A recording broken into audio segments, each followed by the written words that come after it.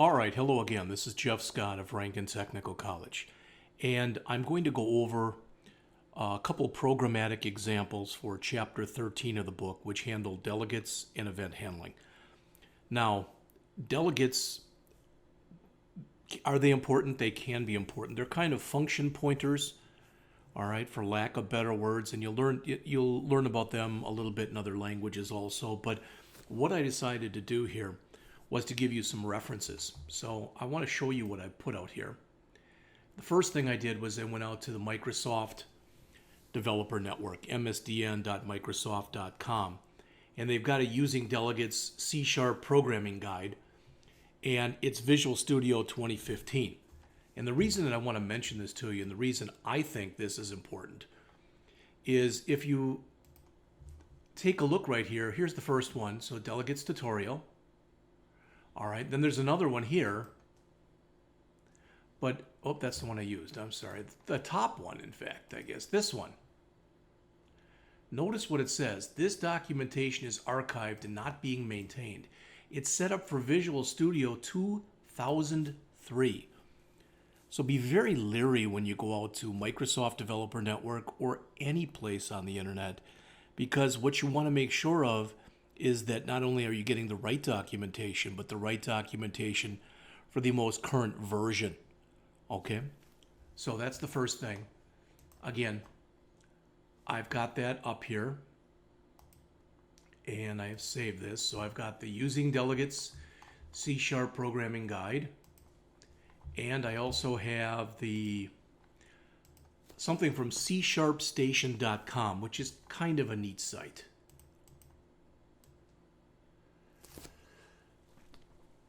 So if I go out here to csharpstation.com, and let's just bring this up in another window here.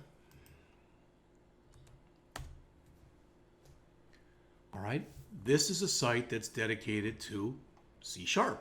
Okay, that shouldn't be all that hard to understand, but if you notice, they've got tutorials in here.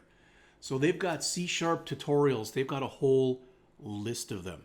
Now you can go out to the internet and type in C# tutorials, and you're going to get well over 1 million hits. But this is pretty well done. I've looked through some of the stuff that's in here before, and at least I think it's pretty good.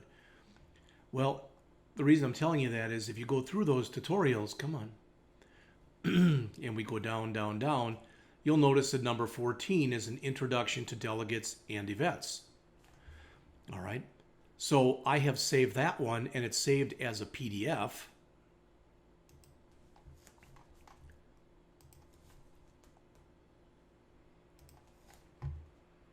And it looks like this. No, I'm sorry. I take that back.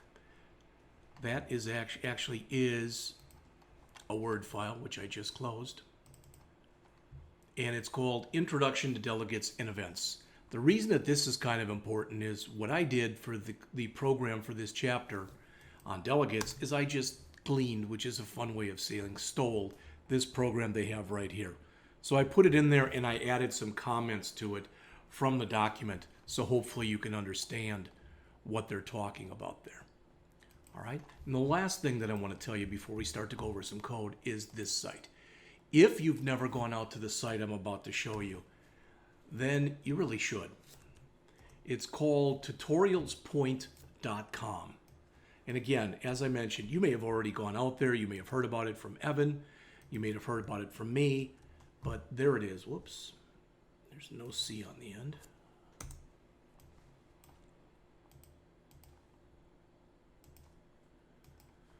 And there it is.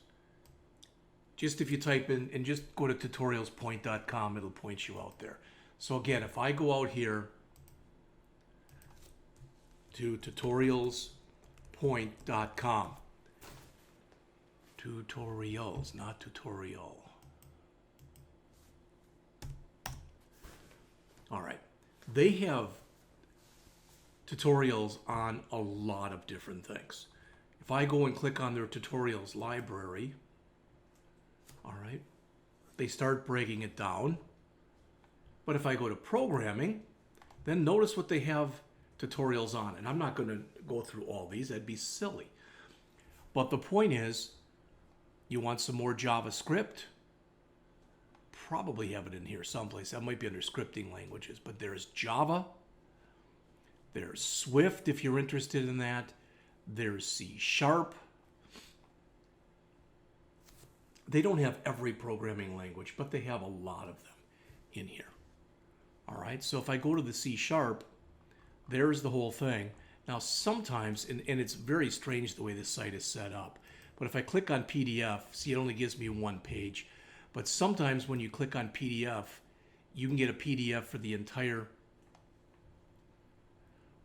site. They have like a thing down here where they ask for $10, which I guess you could show, if you could put that in if you wanted to. But let's try it here, PDF version. There we go. That's what I want. And click on PDF. And you'll notice, oh no, download tutorial PDF version. That's what I want. PDF. Why is it not? Normally when I do this, it comes up right away.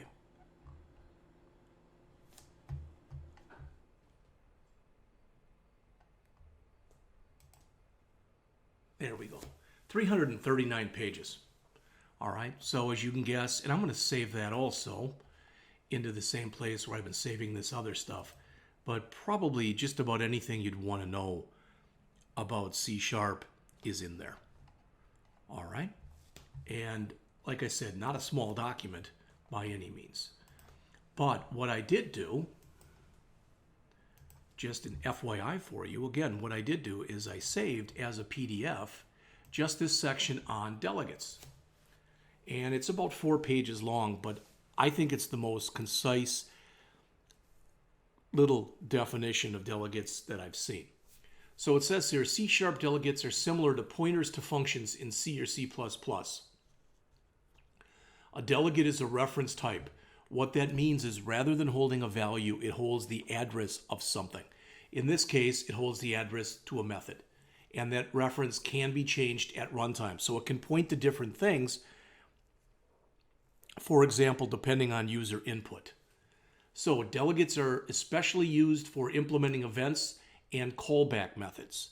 Now you'll talk a little bit about callback methods and some of this type of stuff in the JavaScript and or jQuery portion of the web class. All right. Delegate declaration determines the methods that can be referenced by a delegate. A delegate can refer to a method which has the same signature as that of the delegate. For example, it says here, consider a delegate public delegate int myDelegate string s. All right. It says there, the preceding delegate can be used to reference any method that has a single string parameter and returns an int. So in other words, that delegate can be used to call any. So if I have 10 functions that all require a string and all return an int, I can call any one or all of those 10 functions by using this delegate. All right. Once a delegate type is declared, a delegate object must be created with a new keyword because it is an object. And then it must be associated with a particular method. All right, and they show an example in here. It says it can be used to reference a method, again, that takes an integer and returns an integer. So there is the delegate right there in bad blue. All right, and there is an example of a method that takes an integer and returns an integer. So we've got this delegate right here that's called number changer, and we call it twice. The first time we call it for addNum, and the second time for multNum, and you notice that they both work. All right. Delegate objects, as mentioned there, can be composed using the plus operator. In essence, what we're doing is we're kind of adding objects. Okay, it's called multicasting of a delegate. That's a little bit complex. The following example that's here on page 3 of 4, as the author mentions, this demonstrates the use of a delegate. The delegate print string can be used to reference a method that takes a string as an input and returns nothing. In the example here, they use the delegate to call two methods. The first prints a string to the console. The second one prints it to a file. All right, so we've got the delegate here, and we set it up to call both the right, to print the string where we'll write it to right to the screen and we'll write it to a file. So it gives you a little bit of, I'm trying to think of the right word and it kind of escapes me right now, but the idea where you can have some choice where different things can happen depending on a user input, for example. All right, so this is the program that was actually put in, and I even said, taken right from here. I'm not going to claim that it's mine. All the other programs that we've seen in here, I have written. This one I did not. All right, so there's where it's from. Got a comment here before the delegate is declared. Again, delegate declarations look somewhat like methods, but they have the delegate modifier, they have a semicolon at the end, and they have no implementation, so there's no body. This one defines the signature and what it can refer to. Notice for the comparer, it can have any name, but it must have a first, whoop, that looks a little funny. It must have a first parameter of type object and a second parameter of type object, and it must return an integer. So in this example, we've got this compare first names method that calls the string.compare method, and we're going to put in a bunch of names that aren't in any kind of order, and what the delegate will do, and we make a class called simple delegate, but what the delegate is going to do is it's going to put those into alphabetic order. Now, is this the only way this can be done? Of course not. All right, but if I run this, there we've got 5 names that are not in any kind of order. Joe Mayo, John Hancock, Jane Doe, John Doe, Jack Smith. We wouldn't even need the last names, but let's just look at the first names. Joe, John, Jane, John, and Jack. They're not in order. But when I hit enter, now it calls the sort via the delegate, and you'll notice that the first names are indeed in alphabetic order. All right. That's really all I wanted to say about that particular example. Okay, so I'm only at 13 minutes. So rather than stopping right here, what I'm going to do is go show you the other program. This is one that I have created. All right, this is one that I have created for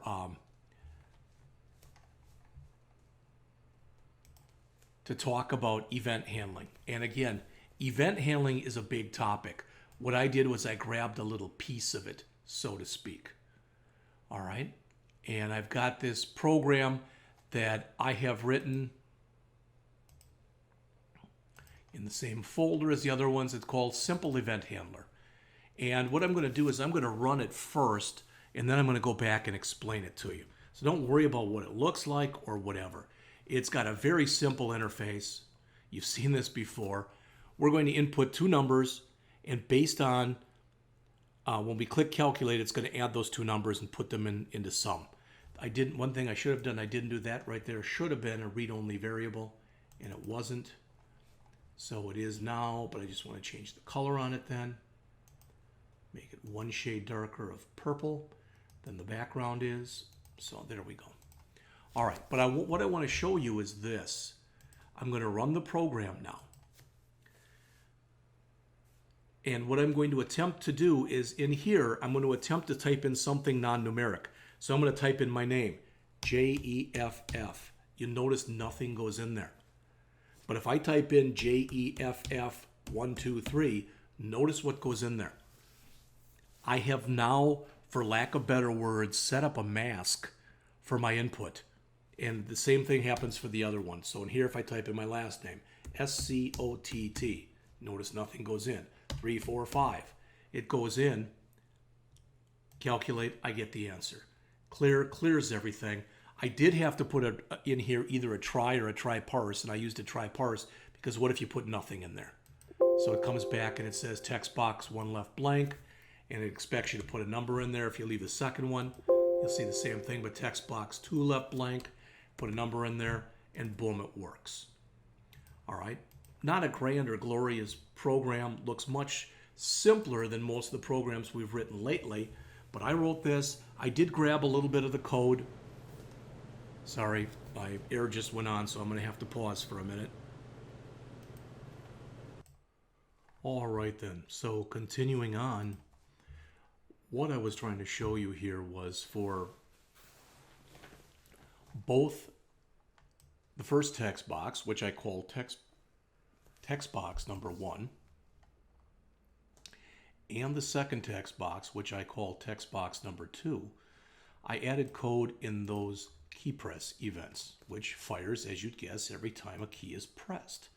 So as it says here, and this is the same comment, this is the exact same code in both of them.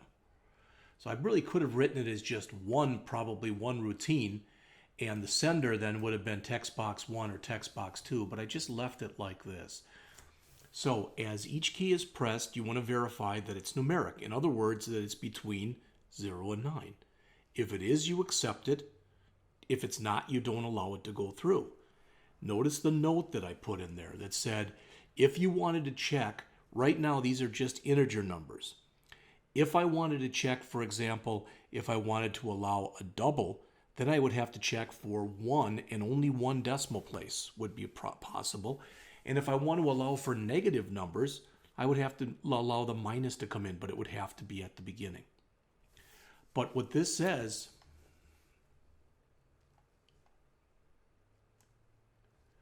is basically, again, what this whole thing comes in here and says is if what I've typed in,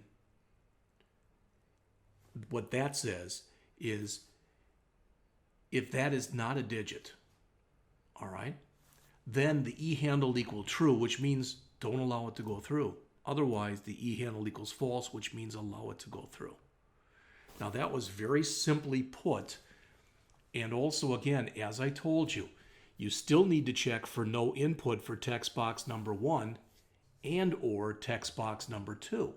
So again, I put the same code here and here. I did not write separate methods for these.